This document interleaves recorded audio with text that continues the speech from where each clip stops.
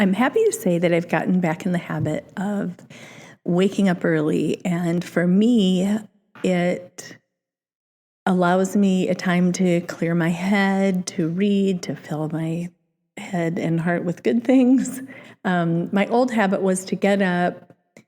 I would go straight in, turn on Good Morning America, and leap right into the news. And I started to realize that isn't necessarily the best thing for me.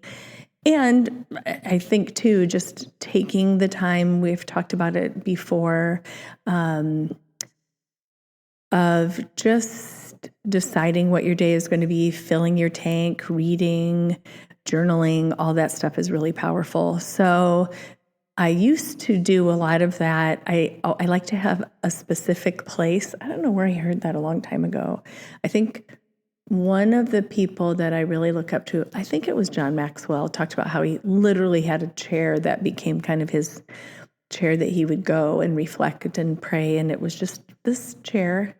And I've kind of played around with that concept a lot through the years. I used to sit in my grandma's chair, and there's just something about it. So I previously would go into the guest room / Willa's room. And as we've really continued to, which is along the line of what I'm going to talk about today, kind of build and get our office work zone into, it's just like a warm, cozy hug.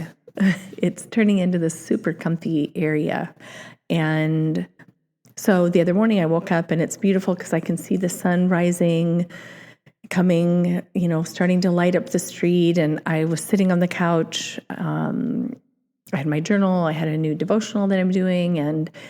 And I just sat and took a minute and looked at our wall. We have a wall that's just filled with images of our models through the years and covers and campaigns and things that there was a time and a place where I never would have imagined that this would be even a possibility. And I never want to, and I know either does Jeff, you never want to take anything for granted. So I was sitting there looking at the wall, reflecting, and kind of taking in this space and looking at the story of where a lot of the things that are even in the space came from. And some are recycled things that have just been redone, and a few new things here and there. But I love having a story. I like having a creative space that reminds me of why we do what we do, what our goals are, what's important. So I was sitting there looking around going, wow, our office has really kind of come into itself. We will be living in this live work 2 years in November. It's getting ready to be September, so almost 2 years. And I realized as I was sitting there, I'm like, everything I do in my life is a work in progress. I think of this business and it's been a work in progress, and you keep moving forward even when you don't 100% even know where you're moving. You're just moving forward. You don't stay stagnant, and you are open to the possibilities that are there, but also taking what you have and looking at how could I use this today? Or what's a new way to make, in this case, our live workspace better? And a lot of times it's just an issue of moving things around a bit or repositioning, or we found these really great shelves at the school that Jeff's aunt ran for many years that were there and just sitting, and one of our models literally came in and painted them white, and they're beautiful, and it's just changed the feeling of this room. And I like that there's a process to things. I like that we didn't come in here and say, this space has to be perfect before we move in, or this has to be this. We let it evolve. We let it be a work in progress. Same with our business. We've had many evolutions of our business back to the day when we were living in Iowa, and in my early days thinking that the thing to do was going to a modeling convention. I mean, that's well over 20, how many years ago was that? 21 years ago. Then realizing, no, that's not the way, and finding a new way. And then that led to another way. And then before we knew it, we were moving to St. Louis, and it just has been a work in progress. And that's a beautiful thing for our models and their careers. And I think these are the same with our children. It takes time to get a model's career to the point of where their image ends up on a wall and they're in a campaign or on a cover. It doesn't happen overnight. And even if it took, in many cases, I've mentioned this before, kind of that 3-year moment. Now, there's been other models that we've had that has happened extremely quickly.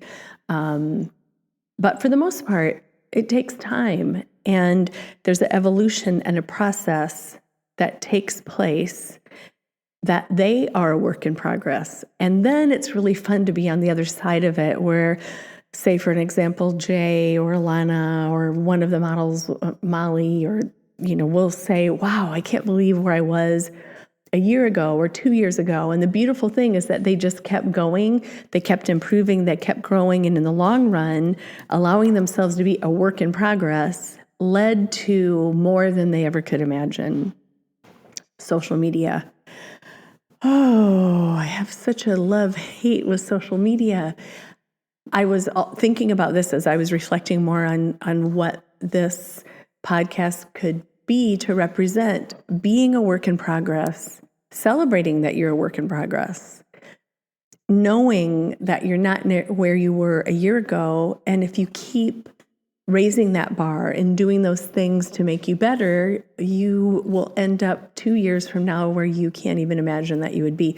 We just had a really great meeting with a great company here in St. Louis called Arch Apparel, and him sharing his story of where he started and how their company has been a work in progress, and it's a beautiful thing. Social media. I'm so thankful that we never fell into buying followers. I'm so thankful that we very intentionally, because on several different occasions, people were like, if you did X, Y, Z, you could get way more followers. And as we all know, followers can be valuable. And Jeff and I sat down and had a very conscientious discussion about, do we want to do that or don't we want to do it? And we both said we'd rather earn it for real. We'd rather have our social media numbers grow as a work in progress. We would, because then when you look at those numbers, you go, we earned every one of those just by being us and authentically sharing who we are and sharing the success of our models. And I would 10,000 times more rather have it be like that than have it be something that was purchased or orchestrated. There is a account on social media. What is it called? Mother Agent. And they have a lot more followers than us, and people get confused. And we reached out to them and said, people are getting confused, thinking that you are us and vice versa. And I just remember this one was, we have, and they post models that they don't even represent, but whatever, that's a whole other story. But I remember this person saying, well, we have way more followers than you, so, maybe we could teach you a thing or two. And I was like, you don't have to teach me anything. We're gonna be who we're going to be, authentically ourselves, and we're going to build something that's true to who we are, and we're going to do it in a way that is integrity driven, where we're not buying or misleading people. On that note, as a side note, as a little Mother Mary thing, to all those young girls out there, not even young girls, females, there was a time where just numbers were valuable. If you have this many followers on social media, they became valuable. Now they can measure what that is. And, my question, especially as we get a lot of submissions that to me are extremely over-sexualized, I don't think it is unnecessary. And I would just say to every young woman and aspiring model out there, if you think that you're building something really great by showing a lot of TNA over sexualized images, who's following you? If they're, 80% male and it's for reasons that aren't going to really be contributing in the long run, I don't really think that's that valuable. That's a side note. So with our social media, I can't help it. I am who I am. Social media, I'm glad we did it the authentic way with Tribute. The first year that we did Tribute, it was 7 years ago.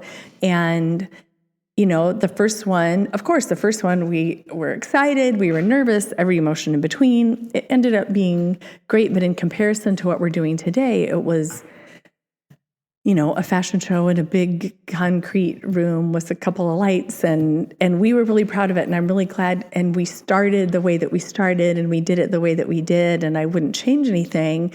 But I love the work in progress that's unfolding. And last year having, number one, Tribute back home in Iowa as a celebration of 20 years, and then doing Tribute in our 6th year at the Union Station. It was beautiful. It was stunning. And now to be having Tribute in a circus big top tent that is stunningly beautiful, by the way. It's just exciting. Like, I'm just thrilled that we're okay to be a work in progress. And so are our models. And so is the team that rallies to make that happen.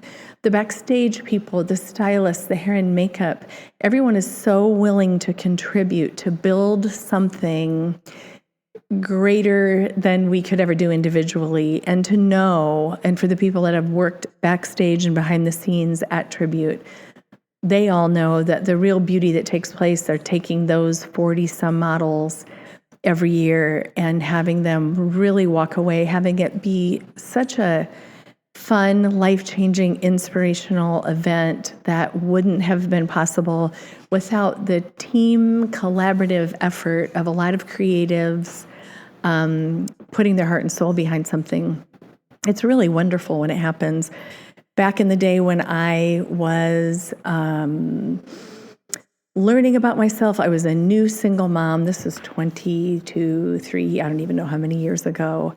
I have shared before, for 1 year, I went to this counselor every Tuesday. His name was Bruce. I learned so much from him.